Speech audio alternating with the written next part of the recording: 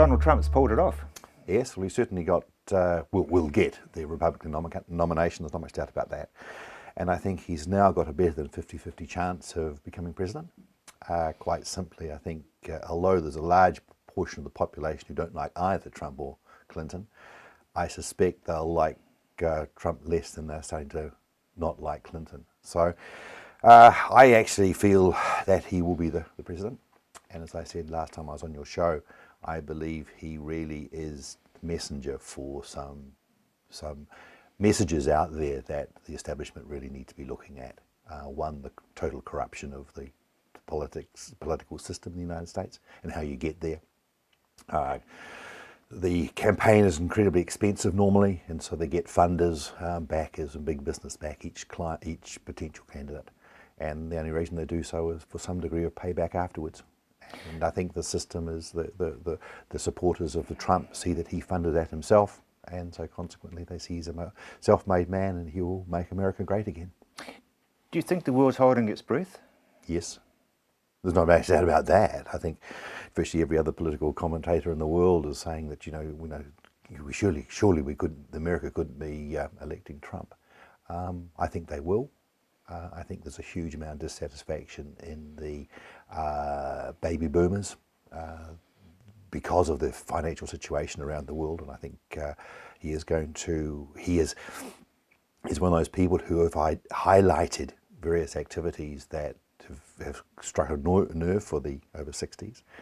Jobs are being exported overseas, and there's too much immigration and too much crime and all those sort of things. And whether he can actually change anything when he's a president is a totally different thing. And I suppose that in some ways, for the more negative or more negative visions or views that people have on Trump because of his outrageous comments, is that President Obama has been largely unable to do anything because of the power of the Senate and the House of Representatives. And they actually hold all the sway, bar for the president's right of veto. But then Trump's not going to listen to them, is he? He's a pretty much his own well, man. He can only not listen to them by power of veto. And then, of course, you get all sorts of things. And then you have funding issues and whether they'll approve the funding streams. And, of course, we nearly saw the whole Obama administration grind to a halt when the Republicans said they weren't going to sign off on the next amount of borrowing that had to happen to make things happen. So I think in many ways Obama's presidency has not gone anywhere because, in point of fact, he was a president of the party that wasn't in power.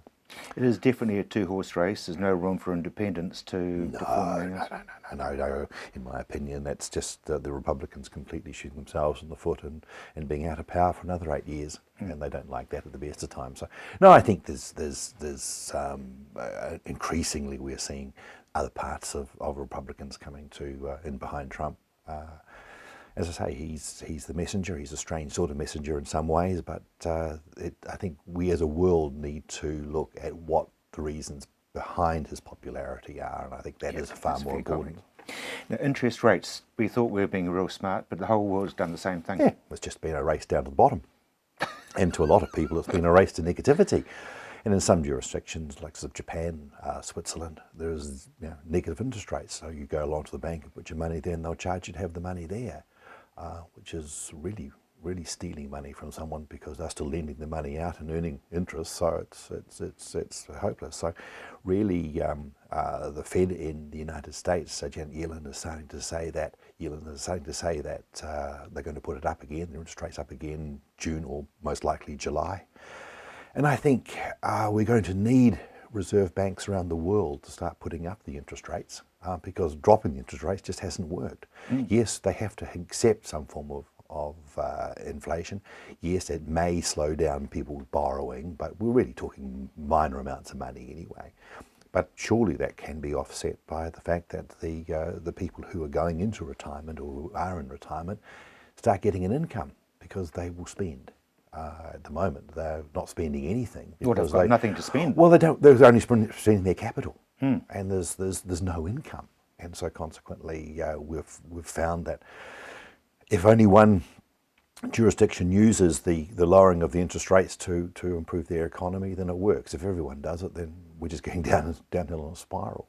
And everyone who was trying to do that, to export their economic problems at home by lowering their interest rates, so therefore lowering their currency, therefore giving their exporters an advantage, and it just didn't happen in the end. Thank you very much indeed.